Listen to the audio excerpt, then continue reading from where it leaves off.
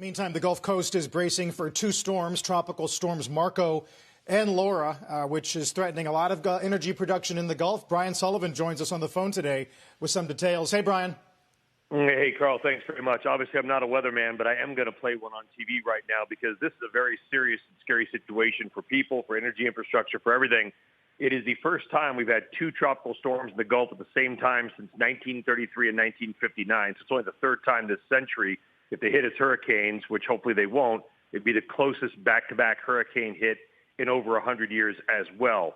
From the energy side of the story, you got to track the storm's path because that impacts a lot of what might be at risk. Houston's got about 2.6 to 2.8 million barrels a day refining capacity. Just to the east, Port Arthur, Texas, about 1.7. You go into Louisiana, you got about 2.6 of the Baton Rouge, New Orleans area, and a little less in Lake Charles. So wherever these storms end up coming in, of course, Marco hitting today, Laura a little bit later on in the week, really decides what is at risk. 16% of U.S. oil refining production capacity is offshore. Only about 15 to 20% right now is offline. So about 300,000 barrels a day, guys, which is only about 2.5 to 3% of total U.S. production. That's why oil prices aren't moving that much right now. If the refineries do get flooded or shut down, that could change the game. And who are the players at risk here? Well, of course, the biggest, Motiva, that's Aramco in Houston, the world's biggest refinery in Port Arthur, rather. You've also got Marathon, ExxonMobil, Valero, of course, the big names with their refineries in that region. Oil, Carl, not moving that much right now because of, number one, we don't have many shutdowns.